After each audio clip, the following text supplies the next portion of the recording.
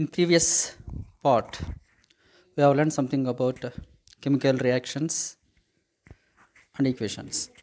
Mainly, we concentrated on what is a chemical reaction in previous part. Now, we are going to know something about chemical equations in this part 2. So, what is a chemical equation? Here we have one example. Calcium oxide reacts with water to gives rise to calcium hydroxide. So this is called a word equation. Here calcium oxide and water are called as reactants, which are present in left side of the arrow mark in the equation. Calcium hydroxide is known as product, which is present on right side of the arrow mark. So in a chemical equation, the substances which are present in left side of the arrow mark are known as reactants, whereas the substances which are present right side of the arrow mark are known as product. Okay, here we have a chemical equation which is expressed using words. So this is known as a word chemical equation or simply a word equation. But it is not possible for all the chemical reactions to write a chemical word equation, and it is very laborious, and it is sometimes becomes very difficult to write. So we should adopt a short cut method, a short way to express this chemical equation. So for this we use formulae, formulae of the substances, chemical substances which are involved in a chemical reactions, and sometimes we use symbols of that elements also. So here we have written the word equation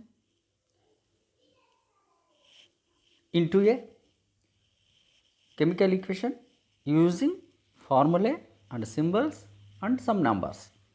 So here CaO plus H2O gives rise to CaOH twice.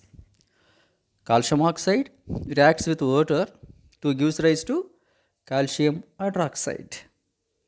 So here instead of writing in words for calcium oxide we use CaO. It is formula of calcium oxide. For water we used H2O, which is a formula of which is the formula of water. CaOH twice is the formula of calcium hydroxide. So it becomes more precise and more useful to understand.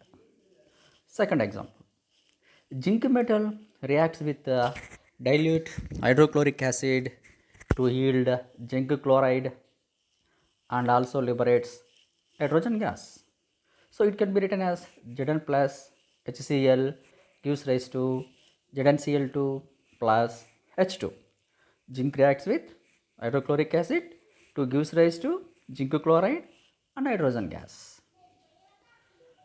Next,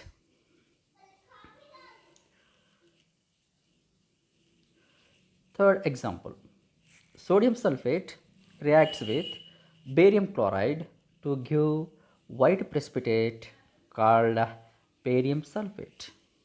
So for this we can write a chemical equation like this: sodium sulfate Na2SO4, barium chloride BaCl2 plus, we use here symbol plus. So Na2SO4 plus BaCl2. Here plus indicates reaction between Na2SO4 and BaCl2. So it shows Na2SO4 and BaCl2 are being reacted to gives rise to BaSO4 barium sulfate and NaCl sodium chloride. Look here. Here we have two products, BaSO4 plus NaCl. Okay, next, fourth example. By the reaction of hydrogen with oxygen, we get water. H2 plus O2 gives rise to H2O. Look here, except in a first example, second one, in third one, in fourth one, observe LHS side and RHS side of the arrow. That means the number of atoms of each element in LHS and RHS are not same. For example, look at example 4. In LHS side, there are 2 hydrogen atoms, 2 oxygen atoms. Whereas in right hand side, we have 2 hydrogen atoms. So H2 balanced, that means equal. 2 atoms of hydrogen in LHS, 2 atoms of hydrogen in RHS. But in the case of oxygen, in LHS, it is having 2 atoms.